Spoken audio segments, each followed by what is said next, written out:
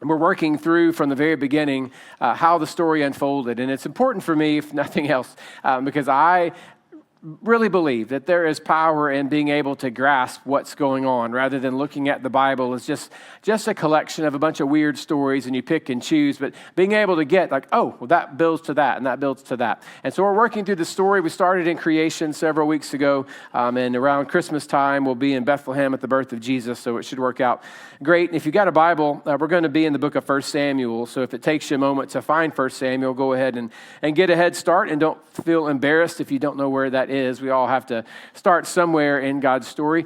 And if you're sitting by someone who's laughing because you don't know where it is, tell them there are other churches for them in the city. So, but we're glad you're here. And so you dig around and you find 1 Samuel, but just don't start on the far right. Just a helpful hint there. Start on the left and you'll find it. But throughout God's entire story, and we've been looking at this for a couple of months, throughout the entire story of God, God's plan is and is even today, rather, that we learn to trust him. To trust him as our provider, our rescuer, our father, and even our king. God did raise up some people along the way to serve in that position of leadership, not to replace him, but to have a physical leader.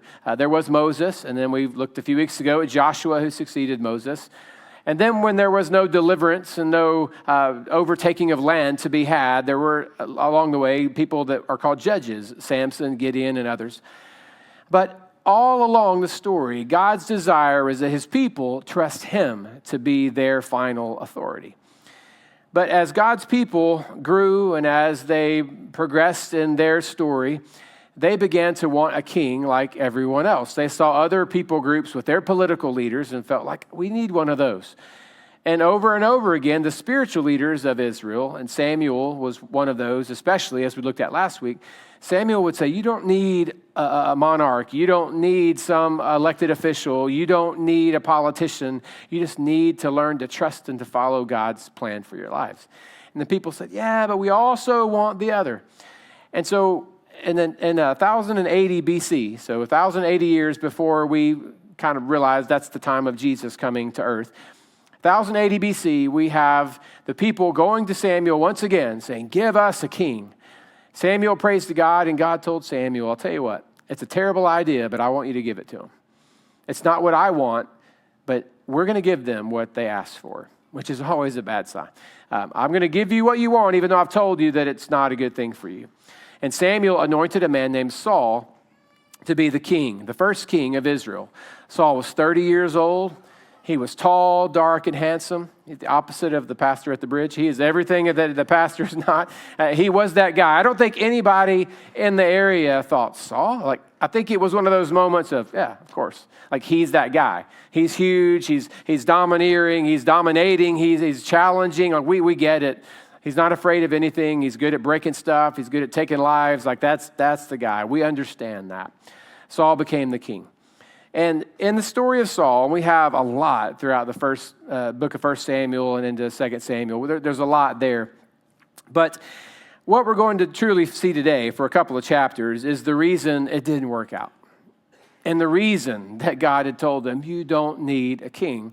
And we find two moments in Saul's life that are highlighted in chapter 13 and then in chapter 15. And in chapter 13, we find this story of Saul leading the people and facing a conflict with the people called the Philistines. That's not a new name if you've been working through the story of God. They were a problem during the time of Samson, and they're ultimately going to be a problem no more after the next king, David, when we have their main leader, Goliath, that comes out and has that moment. But the Philistines had been a problem for a while, and they were a problem here during Saul's time. And the Philistines had given so much and put so much fear into the people of Israel that the army of Israel was starting to question whether or not they could actually succeed. Soldiers began to hide and try to get away from the battle. Some soldiers just abandoned their post altogether and said, I quit, and I lay down my arms and I'm gone. So Saul, as the leader of God's people, is looking around at this, and he's thinking, one, this is evidence that they don't trust me to be their leader. This is looking bad for my leadership. I have got to do something. So he knew, and they all knew, but he knew they needed God's favor to be able to defeat the Philistines. Well, their way of getting God's favor was to worship, to offer up a sacrifice, to build an altar and to have an animal and to sacrifice that animal and lift it up to God and say, this is the sacrifice we offer to you. God, we want your favor. We need your blessing as we go to battle. That was understood. That wasn't brand new for them. So they got ready to have this worship moment, and Samuel was not with the army. So he was summoned to come be with the army to offer up this sacrifice because Samuel was the spiritual leader. He was the one that could offer up the sacrifices. Well, Saul's pacing and waiting. A day goes by, another day goes by, another day goes by, and he is watching his leadership and what he believes that the respect the people have for him getting smaller and smaller and smaller. So he steps in and says, I've seen enough of these. I know what to do. Give me a knife. And he offers up the sacrifice himself, gives it up to God, says, God, bless us in this battle as we go into this. Then in 1 Samuel chapter 13, verse 13, Samuel shows up, of course, as soon as the sacrifice is made. And we read, you have done a foolish thing, Samuel said. You have not kept the command the Lord your God gave you. If you had, he would have established your kingdom over Israel for all time. But now your kingdom will not endure. The Lord has sought out a man after his own heart and appointed him ruler of his people, because you have not kept the Lord's command. Seems like a big punishment. Seems like a huge consequence for just going to worship and forgetting to ask the preacher. Like that, it seems like a lot more than should have happened. But the command was that that's not your role. Your role is to do this in this place of leadership and let Samuel do this. And he broke that because he was afraid. Because he was afraid the men were not going to stick around anymore. Because he was afraid he was losing leadership. So he stepped in. So there's the first issue in that conflict with the Philistines. Now there's just one more I want to show you. It's with a different group of people. And it's 2 chapters later in chapter 15. We have this group of people called the Amalekites. And it's okay if you don't know who they are. It's not relevant. But it's just a different group of people. And the Amalekites are also in conflict with God's people at this point. And when they go to war, when they go to battle together, God says, Saul, you're going to win the victory. Okay? But when you do, I want you to destroy everything and everyone. Which is really hard when you read through God's story, you get to these points. God says, annihilate that city. Doesn't matter if they're begging and pleading, just you annihilate everything, burn the whole thing down. No people, no animals, no riches, no whatever, just let it go. That stuff is not mine. You are my people. They are not. Well, they do win the battle. And instead of wiping everything out, Saul listens to the men. They're looking around and go, man, these sheep and this cattle over here, which for them was currency during that time. Like, this is special. This is important. We don't want to waste this. So he allowed the soldiers to take some of the good animals and keep them. Then the king himself, they said, well, this could be maybe a ransom down the road. Who knows how valuable he may be. So they brought the king in as well. So they spared the king as well as some of the livestock. Chapter 15, verse 10, then the word of the Lord came to Samuel. I regret that I have made Saul king, because he has turned away from me and has not carried out my instructions. Samuel was angry, and he cried out to the Lord all night. Samuel is not with Saul at this point, but God tells Samuel, I am very, very frustrated with my man, because he is not doing what I've asked him to do. So all night long, Samuel prays to God. He's angry. He's frustrated at the whole situation. He's praying, and the next morning he goes and confronts Samuel. And he shows up to see Samuel, and Samuel says, bless you, my Lord, like just very reverent, like things are going well. Because Saul has just won a battle. It's a big deal. Samuel shows up. He's kind of proud of what's going on.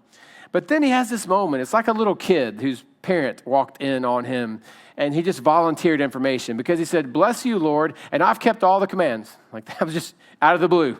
A grown man, King Saul, hey, priest, and I've kept all the commands, if you're wondering. Like, I'm not saying I didn't, or I'm just saying very awkward moment for the king, because he knew, like, I'm feeling it. I got a little guilt. You walk in on your kid, I didn't do it. Like, do what? Well, if anything was done, I didn't do it. Like, that's King Saul here. And then Samuel looks up and says, what about those sheep and the cattle over there? Where'd you get those? Well, I did take those. And so there's this weird back and forth between Samuel and Saul. And Samuel tells Saul the one thing he doesn't want to hear. He says, listen, here's what I have to tell you. The Lord talked to me last night, and he let me know, as far as you're concerned, he's done.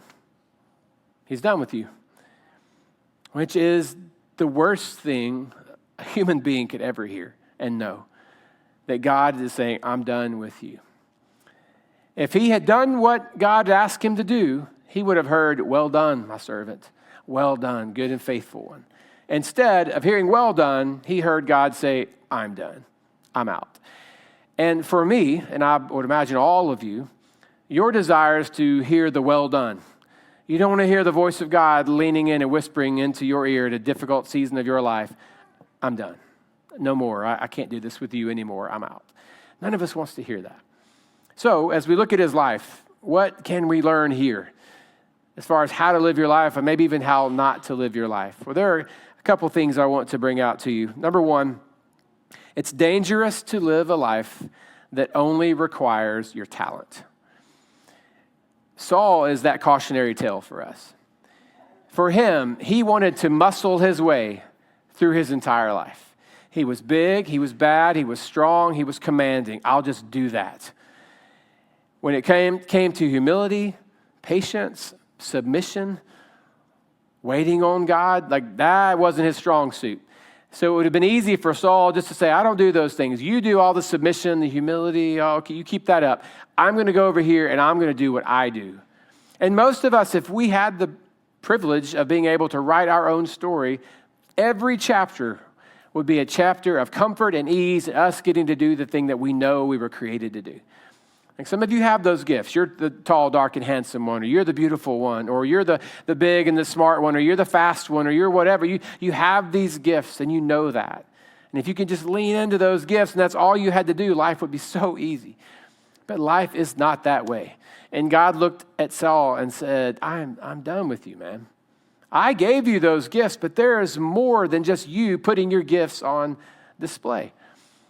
Before Christy and I got married, we were asked to read and then take a test regarding this book called The 5 Love Languages that some of you who are married have been forced to read or work through before. If you've been married long enough, you might have had a spouse throw it back in your face as well later on. But the 5 love languages, and when we did the testing, my number one love language, how I receive love, was words of affirmation. Now, it's embarrassing because I feel like that's the most immature of the 5. Like, am I so small that if you guys don't say good job, like I just can't function? Like that just seems like the worst gift. I wish I had something else to say, but just being honest, that is mine. Like I need to hear that feedback, apparently, according to the book. I think I'm stronger than that, but regardless, I was 21 then, so maybe I've matured. But that was mine. So that's fine. Great to know. That's how I receive love. But the natural thing for me to do then is to love other people by the way I want to be loved. So I tell you those words of affirmation, and probably because I want you to go, oh no, you're the best. Like we just back and forth on telling each other who's the best. That's not really the way the whole thing works. And even worse is I'm married to someone whose words of affirmation landed at number 5. Like she could not care less. It's much easier for me as a husband to just send the "you're beautiful, I love you" text throughout the day and ignore the fact that her number 1 is quality time. Because sitting on the couch next to her with the television off, looking at each other, that's hard. That is hard for me.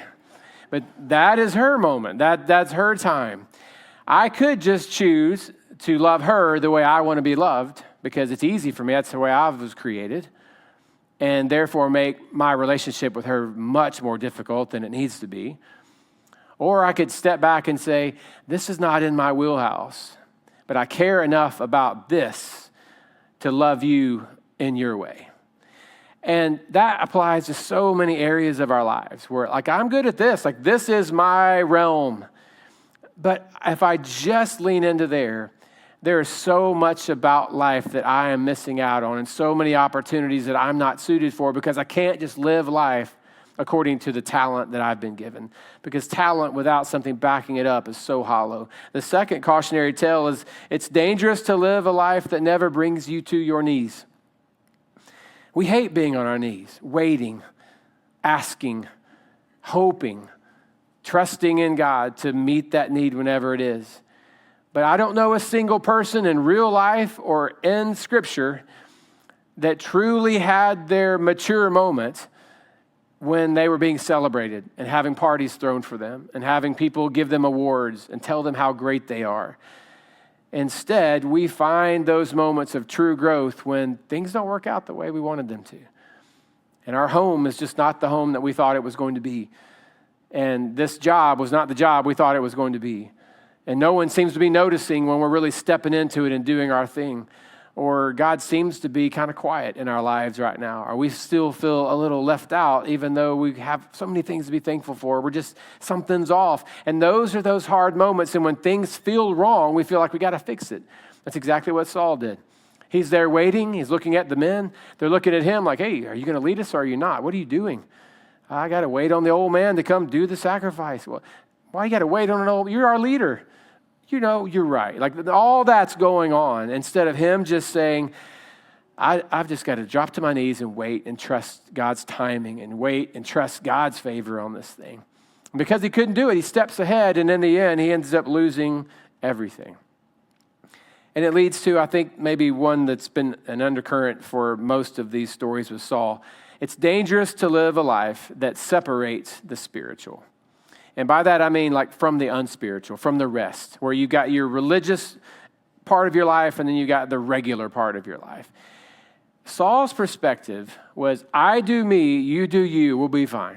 Like, I'm not gifted with all that listening to the voice of God stuff, but man, I can bring a sword and I can finish a dude, and I can lead an army, and I know how to take land, and I know how to protect a village. I know how I can do that. And for him, as long as he did that and had a little token, I love you, Lord, then we were all good.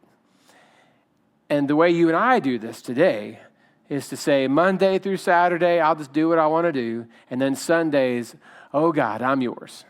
And it becomes this, I'm going to confess and I'm going to get blessed and it's all good on Sunday. We fix it and then we begin Monday and things begin to go off the rails. And by Saturday, I need some Jesus. And then we come back on Sunday and then that is not a pattern that God ever established for us. And Saul, even though his gifting was with those other things, there was still an expectation that his heart would line up with those talents. And he couldn't figure it out. And we find evidence of this in verse 10. Saul's response after Samuel shows him what's going on and what the problem is this. But I did obey the Lord, Saul said. I went on the mission the Lord assigned me. I completely destroyed the Amalekites and brought back Agag, their king, and the soldiers took sheep and cattle from the plunder. The best was devoted to God it's like he just came up with something, in order to sacrifice these animals. That is why you see these sheep and cattle. You thought they were, I would never do that. I even said that, or I hate the way he said it, so that we can sacrifice them to the Lord, your God, over at Gilgal. And Samuel's just looking at him like, man, you are so lost. You missed it. You've got all the talent, but you are so hollow. And what we're going to find next week is that God replaced him with David. And David was everything that Saul was not. David was not tall, dark, and handsome. He was young, and he was small, and he was a nobody. He wasn't a trained soldier. He was a shepherd. But he had the one thing that Saul missed.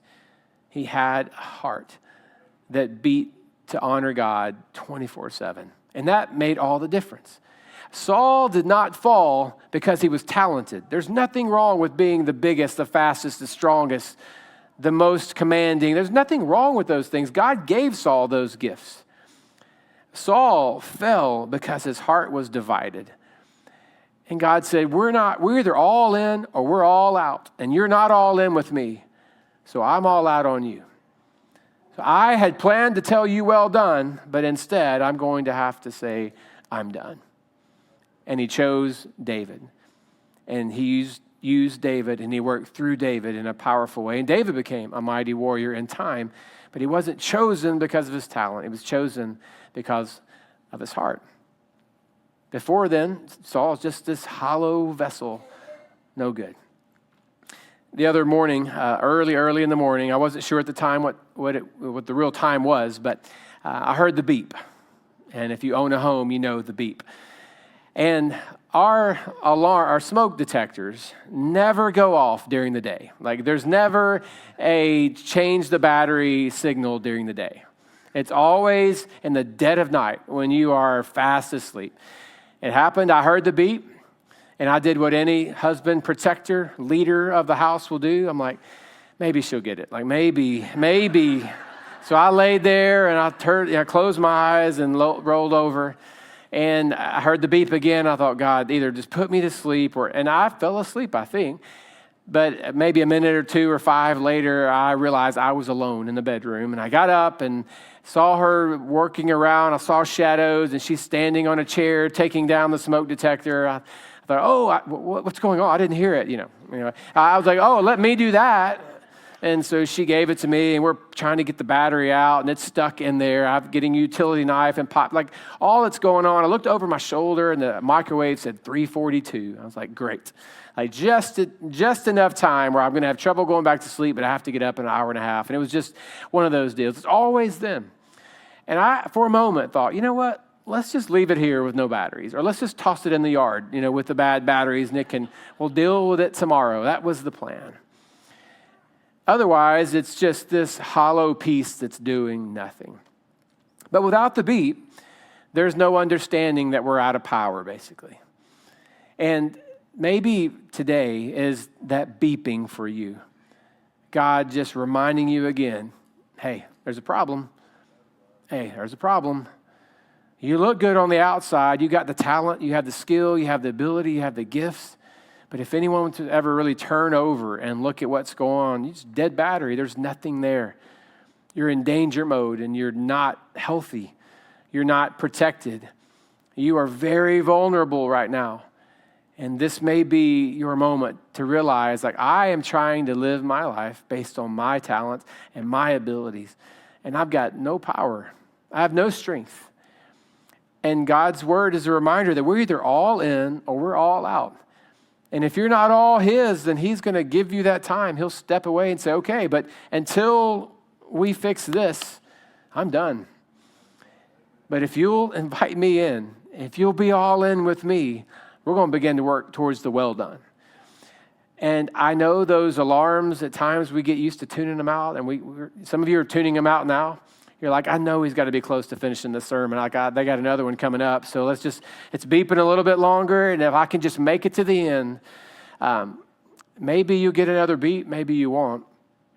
Maybe you have someone that's near you who cares enough to do something about the beep, maybe you won't. I'm just telling you, you have now. And maybe you weren't planning on today being that significant, but you have now. And maybe God is just beeping on your heart going, let me in. Let's begin again. Because until then, you look good, but you are empty. Saul looked great. There was nothing on the inside. He was undone. David, not much to write home about, but we'll see next week. He's the one because of the condition of his heart.